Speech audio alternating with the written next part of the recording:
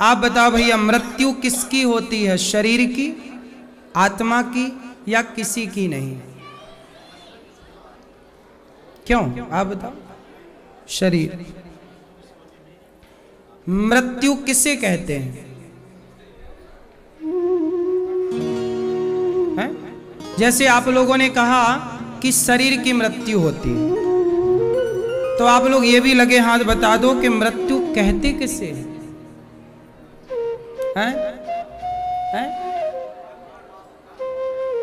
ठीक, आप बताओ मृत्यु किसे कहते हैं?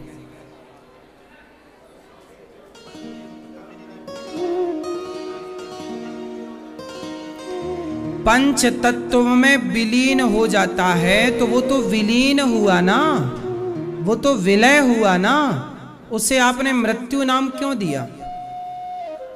ये बताओ। जैसे घड़ा बना माटी से, तो घड़ा जब टूटा तो माटी का घड़ा माटी में ही तो मिला, मृत्यु थोड़ी हुई माटी की। मृत्यु किसकी हुई? मृत्यु हुई केवल उस घड़े की आकृति की, वरना माटी की मृत्यु कहां हुई? माटी तो माटी में मिल गई। आपका शरीर कितने चीजों से मिलकर बना है? पृथ्वी, जल, वायु, अग्नि, आकाश। जब आप मरते हैं तो आपका शरीर जो है जलाया जाता है। तो जलाया गया तो क्या हुआ? पृथ्वी तत्व पृथ्वी में मिला, जल तत्व जल में मिला, अग्नि तत्व अग्नि में मिला, वायु तत्व वायु में, और आकाश तत्व आकाश में मिला। अब बताओ, ये तो 5 से बने थे, 5 में आप लीन हो गए। अब इसमें मृत्यु किसकी हुई? आप बताओ, किसकी मृत्यु हुई भाई? शरीर की। शरीर तो 5 चीजों से मिला था ना भैया, और 5 में मिल गया।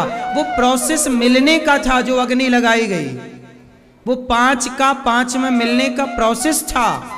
जमीन पे गाड़ना या आग लगाना, उस प्रोसेस को यदि आप मृत्यु कहते हैं तो बात ठीक तो लगी नहीं। आप कहते हो तो ठीक है भाई, मान लेते हैं, हैं?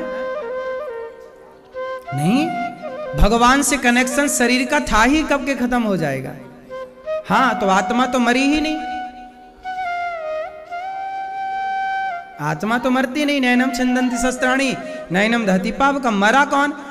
मिला कौन? शरीर मिला ना पंच तत्वों में, पंच से बना था। आत्मा ईश्वर का अंश थी, फिर मरा कौन? मैं यही सवाल तो कर रहा हूं भाई, ये मरने वाला है कौन? आत्मा मर नहीं सकती। शरीर 5 तत्वों से मिला, 5 में मिला, फिर ये मरा कौन? हाँ, मरा केवल हुलिया। कौन मरा? हुलिया। हुलिया समझते हैं ना? स्वरूप। ये छवि मर गई। जैसे घड़ा टूटा तो घड़ा मिट्टी का था, मिट्टी तो मिट्टी में मिल गई, पर घड़ा का स्वरूप वो, उसे आप मृत्यु। सच्चाई तो ये है कि मृत्यु होती ही नहीं, लेकिन फिर भी समाज में मृत्यु नाम की एक मान्यता तो है ही, तो उसे भी लेके चलना है। तो मृत्यु हुई किसकी, ये सवाल था। तो मृत्यु हुई केवल इस हुलिये की, वरना कोई मरा नहीं। जो जहां से आया था वहां सेट हो गया। क्यों जी, बात सही है कि गलत है? 5 तत्व मिले थे, 5 तत्वों में आप चले गए। आत्मा आई थी ईश्वर के पास से, ईश्वर के पास चली। अब सवाल दूसरा खड़ा हुआ कि जब शरीर यहीं मर गया, मतलब जल गया, आत्मा ईश्वर से मिली थी, ईश्वर में मिल गई, फिर ये जो नरक जाने की बात कही जाती है, स्वर्ग जाने की, ये नरक स्वर्ग कौन जाता होगा? क्यों भैया?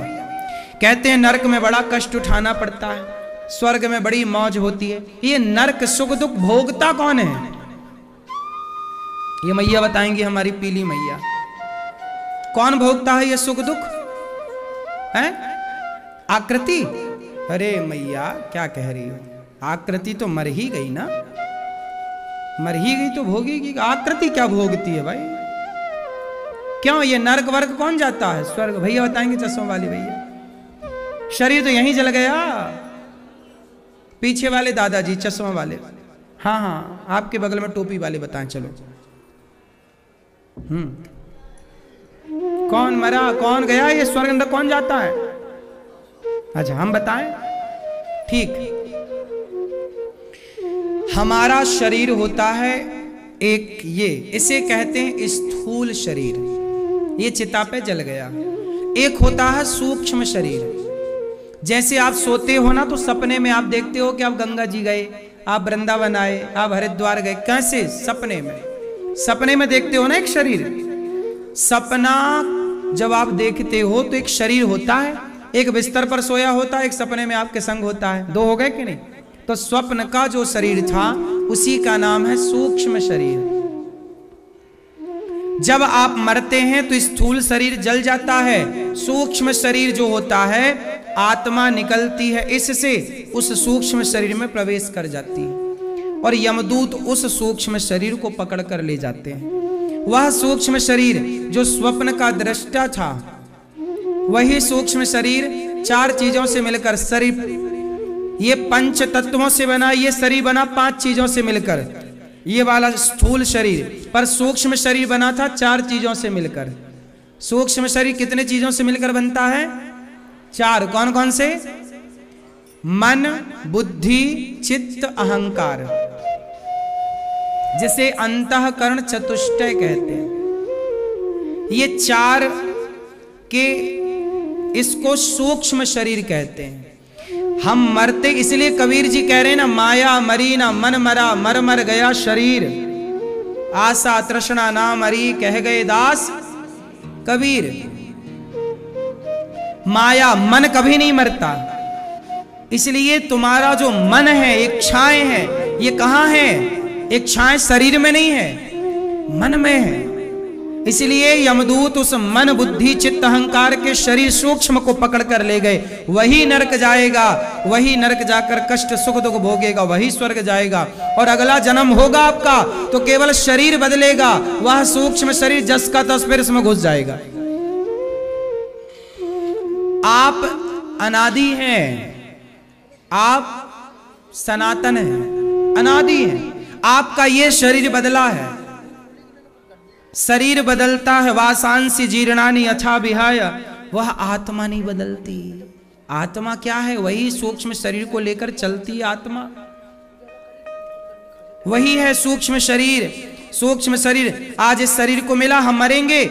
मरेंगे मीन्स आपकी भाषा में जब मरेंगे, जलेंगे, तो हमारा ये शरीर, यही अनिरुद्धाचार्य का ये हुलिया खत्म हो जाएगा, हमारे सूक्ष्म शरीर निकलेगा, हमें दूसरी योनि में डाल दिए। ये मोक्ष होना होगा तो भगवान के धाम में भगवान बिठा देंगे। भेजना होगा तो फिर कहीं स्त्री के शरीर या पुरुष का शरीर, कुत्ता बिल्ली जो भी भगवान तय करेंगे, उस शरीर में हमें हमारा सूक्ष्म शरीर डाल दिया जाएगा, हम वो बन जाएंगे। यही चलता है सिस्टम, जन्म मृत्यु, जन्म मृत्यु, जन्म मृत्यु, पुनरपि जननम, पुनरपि मरणम। आप लोग करोड़ों बार पहले मर चुके हैं, है ना? कितनी बार मर चुके हैं? मैया बधाई हो, आप करोड़ों बार किसी की पत्नी बन चुकी हो, बधाई हो आपको। आप करोड़ों बच्चे पैदा कर चुकी हो, हर योनि में, हर जन्म में। है कौन हंस रहा? तुम भी तो बन चुके हो। तुम कौन से बच्चे हो? प्रकृति तो सबके लिए है। सब लोग करोड़ों बार जन्म ले चुके हैं, करोड़ों बार मर चुके हैं। आप पिछले जन्म में क्या थी आप मैया? पता नहीं। पिछले जन्म में भी किसी की माँ रही होंगी, किसी की पत्नी। इस जन्म में फिर बनी, अगला जन्म फिर पता नहीं क्या होता है आपका। पुरुष का चिंतन करोगी तो अगले जन्म में खुद पापा बन जाओगी। यही चल रहा है, जन्म मृत्यु, जन्म मृत्यु। इसी से निकालने के लिए सत्संग भैया। और कितना इस दलदल में उलझोगे? एक भगवान की शरण में चले जाओ तो 84 के चक्कर से मुक्ति मिल जाती है। 84 लाख योनियों, यही मुक्ति, यही मोक्ष है। यही जन्म मृत्यु से मुक्त करने के लिए मोक्ष है भैया। मोक्ष की ओर आओ। मनुष्य बने हो ना, बड़े भाग्य मानुष तन पावा। बन लो मनुष्य तो पालो भगवान को, वरना भटकते रहो। दुर्लभो मानसो देहो देहि नाम क्षण भंगुरा। तो बात समझ में आई? इसलिए दास अनिरुद्ध बिल्कुल भगवान की शरण में रहता है, सेवा करता है। मुझे पता है आए मनुष्य बने, हम भी करोड़ों बार पहले जन्म ले चुके हैं, करोड़ों बार हमारा भी जन्म, करोड़ों बार किसी का बेटा बनना, किसी का बाप बनना, करोड़ों बार ये ठोकर खा रहे हैं। इस बार मौका मिला है, वृंदावन मिला, भागवत जी मिली, इस बार लग रहा है कि अब सवार लेते हैं और भगवान की शरण में चलते, अब भटकने से बच जाएंगे। अब थोड़ा उम्मीद लग रही है कि हाँ अब बचेंगे, अब थोड़ा उम्मीद है कि भगवान की शरण में गए तो हम बच जाएंगे। इसलिए हम प्रभु की शरण में रहते, प्रभु जो हैं आप हैं। इसलिए दास अनिरुद्ध सेवा करता, मैं किसी का दिल नहीं दुखाता, ना किसी को मारता, ना गाली देता, ना मैं सिगरेट पीता, ना शराब पीता। भगवान का प्रसाद खाकर माताओं के पांव दबाकर सेवा करता हूँ। समाज की सेवा जो बन पड़ी सेवा करा। मैं हर पाप से बचता हूँ, क्योंकि पाप करूंगा फिर पाप भोगने आना पड़ेगा। अभी आने जाने से मुक्ति पाओ, कितना आओगे भाई, और कितना कितना जन्म तुम्हारा हो गया, हिचकोले खाते खाते तुम्हारा पेट ही नहीं भरा, हम क्या करें? क्यों मैया, और आओगी आप दोबारा? नहीं। कितनी बार और जन्म लोगे आप लोग? हम भगवान से कहते हैं प्रभु हमारा अगला जन्म होए तो फिर ऐसी कृपा करना कि अगले जन्म में जन्म से ही मृत्यु तक, हे प्रभु हमारा मन सदा आपके श्री चरणों में, हे जगन्नाथ जी, हे श्रीमन नारायण, सदा आपके चरणों में हमारा मन लगा रहे, एक क्षण के लिए ना हटे। आपकी और आपके भक्तों की सेवा होती रहे तो अगला जन्म मिले। हमें बार बार जन्म लेने में भी आपत्ति नहीं, पर जन्म बार बार मिले, पर ऐसे मिले कि भगवान की भक्ति ना छूटे, भगवान के भक्तों की सेवा ना छूटे। अगले जन्म में कहीं हम भी नशा करके ना पड़े रह जाएं किनारे, कहीं हम भी कहीं गलत नशा में सुरा सुंदरी की तरफ ना भाग जाएं। इसके लिए भगवान बचाएं और हर जन्म में भक्तों की भक्ति मिले और प्रभु आपके चरणों में चित्त लगा रहे, हर क्षण आपके चरण मेरे ध्यान में बने रहें, आपका ध्यान बना रहे। यही अगला जन्म भी हो तो कोई दिक्कत नहीं है, लेकिन भक्त के रूप में हो, भारत में ही जन्म हो, भगवान का स्मरण मेरी वाणी सदा करती रहे, तब तो जन्म लो यहां, वरना क्या आना जाना। अब बहुत आए गए, अब थोड़ा भगवान के चरणों में विश्राम, भगवान के चरणों में विश्राम करने का नाम ही मोक्ष है। आप कौन हो? आप कर्म हो, आत्मा हो?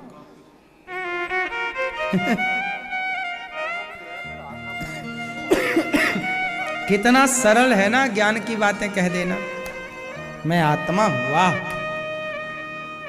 कितना सरल है कह देना, लेकिन इसी सरलता को उतारना कितना कठिन है। मैं शरीर नहीं, मैं आत्मा हूं, ये रट लेने से ना होगा। इसे स्वीकार करिए कि मैं ईश भगवान का दास हूं। बस आप लोग सरल भाषा में मानो तो ये मानो कि हे प्रभु हम आपके दास हैं और जन्म मिला है आपकी और आपके भक्तों की सेवा करने के लिए, बस इतना ज्ञान पर्याप्त है। बाकी ज्ञान में आप पढ़ोगे उलझ जाओगे, क्योंकि अभी वो स्तर ज्ञान का धारण करने योग्य खोपड़ी नहीं है।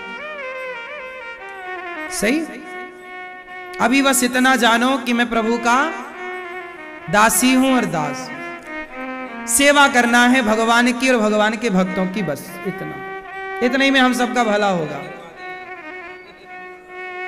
हैं क्या? कारण शरीर, तीसरा शरीर और होता है कारण, पर कारण शरीर का केवल इतना काम होता है कि किस कारण हमें मनुष्य शरीर मिला, किस कारण हमें कुत्ते का शरीर मिला। कारण, हम मनुष्य बने ना निरुद्धाचार बना तो कारण रहा होगा, वही कारण शरीर है। तो कारण शरीर मायने नहीं रखता बहुत ज्यादा, क्योंकि कारण तो हो ही गया तब तो बने। इसलिए अब कारण तो है, अब कारण पर क्यों जाना है, बन ही गए हो, अब ये बताओ कि इसे सुधारा कैसे जाए। तो अब सूक्ष्म शरीर है, स्थूल शरीर है, 2 हाथ पे हैं, तो शरीर से सेवा कर लो और स्थूल सूक्ष्म को भगवान, मन को लगाओ भगवान में और तन को लगाओ समाज की सेवा में, सफल हो जाओगे। ये फंडे हैं, है ना। अब तो आ ही गए कारण से तो